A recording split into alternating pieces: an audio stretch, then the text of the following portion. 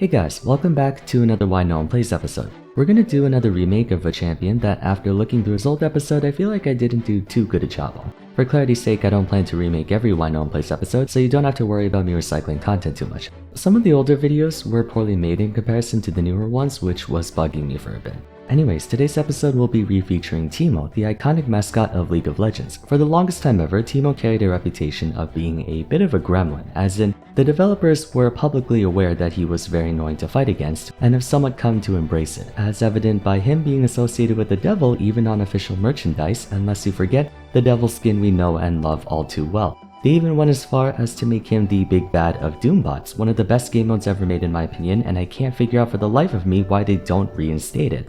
Not unlike Pikachu from Pokemon, however, Teemo doesn't really have that big of a place in the competitive meta. Never had and likely never will. Throughout the past 8 or so years, he's been consistently struggling to break above 3 to 4%, and while nowadays a 3 to 4% pick rate is actually not too bad given how many champions there are, back then that would definitely be on the money for Why No One Plays. Something I think not many are aware of is that Teemo is actually one of the most heavily buffed champions in the entirety of League, having received next to no nerfs for the past decade, yet he still fails to have either a significant win rate or a pick ban rate. Today we'll be scouting out the curious design of Teemo and why no one plays him to this day. Really quickly though, I have a special announcement to make. PC nerds out there, which includes myself, you should check out Jawa. Jawa is a trustworthy parts and peripherals platform where you can commission custom PCs, appraise, buy and sell parts to other gamers and computer geeks. Alongside each other, they have an individually curated group of verified sellers that offer good prices for completed builds, collaborating with tech experts to continue improving their platform. To go through a few of their features, their flagship one is the Commission Builds program, where, as the name suggests, you can fill out a questionnaire about what kind of PC you need, what games you want to play, what performance you're looking for, and the system will pair you up with a verified seller to make the custom build suited towards your preferences.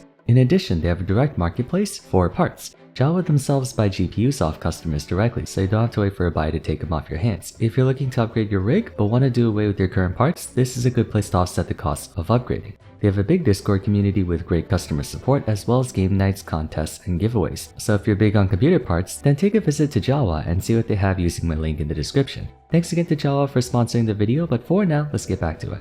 I touched on this in my Champions That Always Get Buffed video, but I actually want to go over this first. Take a look at this chart on screen. It depicts Teemo's popularity history from around late 2014 to now, roughly 9 or so years give or take. Aside from the blip we saw during preseason 12, Teemo has had a very stable average pick rate of around 3 to 4%. During those 9 years though, we've seen a lot of new champions enter the fray, and with more members in the roster, percentages would deflate to account for it. For example, Ezreal is still a very popular champion, but you'll notice he went from peaking out at 30 to 40% back in the day to a high of 25 or so because there are so many more picks in bot lane which proportionalize things. This makes Teemo's popularity history all the more interesting. He should theoretically be in the 1 to 2% ballpark if we account for champion saturation, yet he has almost the same pick rate now as he did in the past. The reason for this is the periodic buffs he got to mitigate the influence power creep had on him. The string of buffs dates all the way back to version 5.15. From then on, he received buffs in 5.16, 5.20, 6.1, 6.9, 7.9, 8.9, 9.18, 10.6, 11.7, 11.11, 11.17,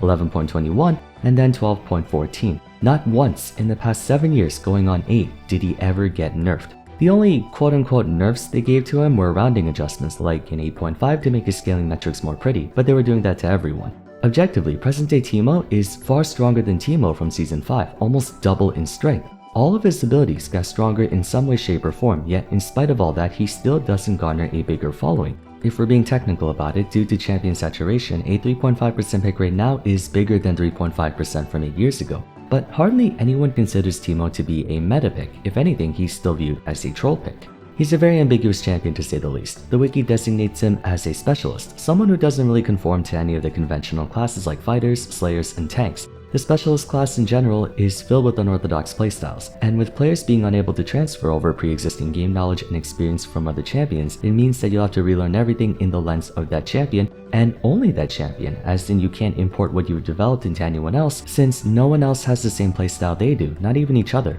The specialist class actually used to be its own archetype at one point. They were called zone controllers or zoners prior to version 7.10. As the name implies, zoners exert pressure by threatening the enemy team either physically or psychologically through some key ability. Said abilities have the potential to drastically shift the game state from one team to another if not respected. As a result, many of them belong to the super ultimate category. The trade-off is that a zoner's threat capacity largely diminishes once the problematic ability is either known to be on cooldown or its locations are neutralized. Teemo is the most apt example of the zoner archetype, both in his basic abilities and ultimate. Where and when are zoners at their most dangerous? In neutral. Players of fighting games like Tekken, Street Fighter, Smash, Guilty Gear, and whatnot are no stranger to the infamous class. In general, zoners are characters that seek to fight opponents as far away from them as possible, employing the use of projectiles or territory control rather than combos and close quarters combat. To offset the high range pressure, zoners typically lack the means to deal with head-on confrontation, and so, the dynamic between a zoner and a melee champion is predicated on the latter doing everything they can to force a close range interaction, while the former tries to maintain that distance. While League isn't a fighting game, it too has a neutral state advantage and disadvantage state. Champions with ranged attacks naturally have an edge against melees in neutral, as they cannot put pressure without being punished by the melee provided they're still in neutral. In my Why Everyone Plays Aatrox and Fiora videos, I stressed the importance of pressure in neutral, and that anyone who can harass or poke the enemy team without needing to commit to an all-in is seen as a very safe pick. By that logic, Teemo, who's also a top laner and has an entire kit based around neutral, should be seen as a very attractive option, yet he isn't, and that's because despite being all neutral, he's not very good at it. Teemo's attack range is 500, on the lower side for ranged champions. Vayne and Kai'Sa can theoretically outspace him. Aside from that, Blinding Dart has a target range of 680, just a few units ahead of Caitlyn's auto attacks. As for Noxious Trap, the range goes from 6 to 900 based on rank, and fun fact, it used to only be plantable at his feet. Technically, Teemo's mushrooms have global range if you bounce one off another, but it doesn't always come into play. With an average threat range of about 550 units, Teemo doesn't have a whole lot of room to work with. The majority of dash abilities cover distances between 7 to 900, meaning he will always be at risk of getting engaged on if he wants to attack. Even if his opponent doesn't have a dash, a lot of melee champions have mid-range attacks. Mordekaiser's Q is 625, Darius' pull is 535, Pantheon Q is 560, even Fiora's Q has a total range of 780 if we account for the 420 range on the poke attack combined with the max dash range. The top laners that Teemo is supposed to have a favorable matchup in all have the ability to attack him if he decides to attack them. Teemo may be a ranged top laner, but he doesn't have that margin of safety that other ranged top laners do. Kennen, Vladimir, or Gnar may not be that much safer from a Darius popping ghost running them down, but that extra bit more range places all the more onus on the Darius or whoever to commit even harder if they want to attack. Against Teemo, they can ironically poke him down as easily as he can do them. This is also why Teemo doesn't work in mid or bot lane. The pool of champions in either lane have equal or more range than he does, particularly mid. Almost every mage has a threat range of 800 plus, giving them no trouble outspacing Teemo throughout all stages of the game. The only way he can exert pressure beyond his short range is through mushrooms, which can be debilitating if the enemy steps on too many of them, not just from the damage but the slow too. However, they come with their own problems. During the early game, it's hard to tag your lane opponent with shrooms unless they go out of their way. If you put them smack dab in lane, chances are they will either see you put them down or the enemy minions will trip over them. Nox's Trap, true to its name, can only ever be used as a trap, not a weapon. They have very limited, if any, proactive usability, so you can't really count them as part of Teemo's threat radius, at least in laning phase.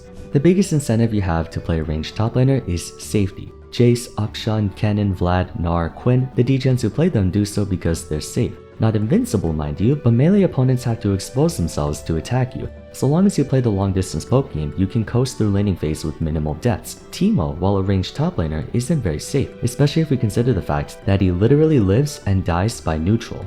Another aspect of ranged top laners that lends credence to their safety is the disengage. Chase has Thundering Blow, Akshan has Heroic Swing, Kennen has Lightning Rush, Vlad has Sanguine Pool, Gnar has Hop or Mega Gnar's ultimate, Quinn is Vault. Some semblance of a get off me tool is necessary to stave off your opponent on the off chance they do engage you, giving them deceptively good disadvantage, the game state where you're being attacked, because they can reset back to neutral with those get off me tools. Teemo doesn't have this, or at least his isn't very practical. He has 3 forms of disengage for splitting hairs, but all of them aren't really that effective and or don't necessarily constitute hard disengage. His W move quick amps up his movement speed to a pace few champions can match, so provided he's in crowd control, he can outrun most pursuers. The issue is, a lot of top laners have a slow or stun of some kind, completely cancelling out the movement speed buff, or they have dashes to gap close on him. The other option is Q, Blinding Dart, disabling their basic attacks and any effects that come with them for up to 3 seconds. Credit where credit is due, not a bad stall tool against your Trindamirs, Jaxes, Fioras, and whatnot. but during those 2 to 3 seconds you better find some way to get the hell away from them, since Blinding Dart doesn't stop them from following you as you run away. And that's assuming the enemy champion is an auto attacker. Blinding Dart can't do anything against ability damage.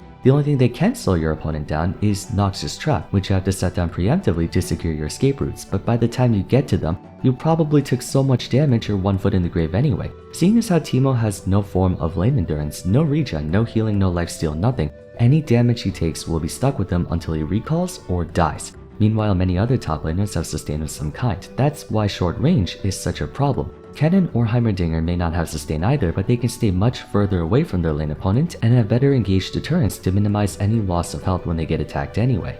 But let's assume even with a subpar neutral and mediocre disadvantage, there can still be plenty of reasons to use him beyond the scope of being a complete dick-ass to your fellow top laners. If you're constantly on the offensive, poking down the enemy top laner, they'll be too discouraged to attack. That much is true. But when I said Teemo lives and dies by neutral, I should have said he kills and dies by neutral. The other problem with Teemo is that he's all attrition. Toxic Shot does a ton of poison damage. We're talking easily a couple hundred in the late game from the dot damage alone, but it's still dot damage. His mushrooms are also dot damage. The only burst in this kit is Blinding Dart, but one ability doesn't qualify as burst unless your name is Camille. Teemo struggles to exert lethal pressure at all stages of the game if the opponent chooses not to commit to anything. He might do a lot of damage, especially once you stack AP and his mushrooms do like 1,000 each, but the enemy team is almost never at risk of dying unless they willingly walk into more shrooms or get in his threat range, rendering Teemo's advantage state also somewhat mediocre.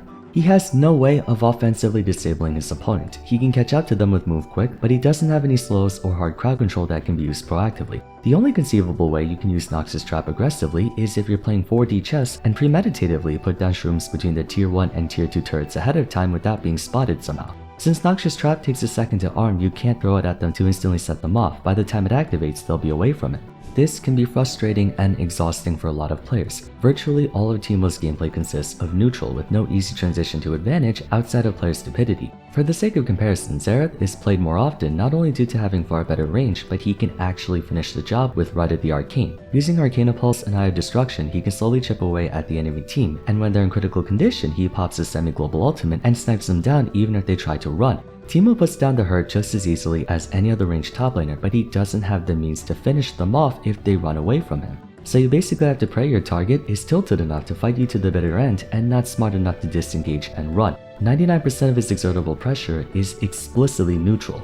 He has no combos or ability rotations that can segue into an all-in. He can only poke you, as opposed to someone like Aatrox who uses Q1 and Q2 for poke, but if he so chooses he can chain you with W then lead into Q3 for an all-in. That's ultimately the biggest reason people don't play Teemo that much, among other things of course. He's all neutral, lacking the means to handle himself in disadvantage and advantage. He needs something to give him that agency. Actually, he needs a lot of things, but that proactivity is what he needs more than anything else. Now, I'm sure by this point there are at least 40 comments talking about Teemo's Wild Rift iteration, so all of you Wild Rift players begging me to talk about it, you're in luck. That's the final thing I want to talk about for this video. I actually think Teemo's Wild Rift version does a better job in terms of execution. It's not perfect, but certainly a step above what we have on main. For those who don't play Wild Rift, don't worry, I don't either, Teemo's passive and E were swapped, so Toxic Shot is his passive and Guerrilla Warfare is his E. It was changed to be almost like Twitch's Ambush, where he camouflages for a bit and then appears to bonus attack speed. How this can be used proactively is that you poke your enemies to low health, then pretend to back off only to stealth back in and finish them off. Another change they made is they gave a small tiny dash on Move Quick on top of the speed boost, so it's kinda like Vayne's Tumble. He doesn't dash very far, but that small burst movement option makes way for a ton of things. He can use Move Quick to sidestep a skill shot, put himself out of melee auto attack range, or get close enough to land 1 or 2 more attacks on a fleeing opponent to knock out the last of their health. Wild Rift Teemo looks and probably feels way more satisfying to play than main Teemo. Main Teemo really only exists to be a nuisance. Is it diabolically gratifying to nuke a squishy 80 carry's entire health bar with a single mushroom late game? Sure, but when we're talking about long-term sustainability and champion loyalty, that gets old fast. League's entire foundation rewards proactivity over reactivity. The problem with Teemo is that he can't do either. Therefore, no one really plays him. The only ones who do are doing it for ironic reasons and not for any real practical benefit. It doesn't matter how many times they buff him, his design just doesn't work for the very game he's the mascot of. Anyways, it's gonna wrap it up for today's video. I think that does a better job explaining the factors contributing to his popularity or lack thereof than the first one. Hope you found this insightful. Let me know your thoughts in the comments down below if you agree or disagree with my points. Aside from that, if you enjoyed the video, it would be great if you left a like and subscribed. Don't forget to follow me on Twitter at Vars, join my Discord server, and check out my other Why No One Plays episodes if you haven't yet. But till next time, thanks so much for watching, and I look forward to seeing you again soon. Take care.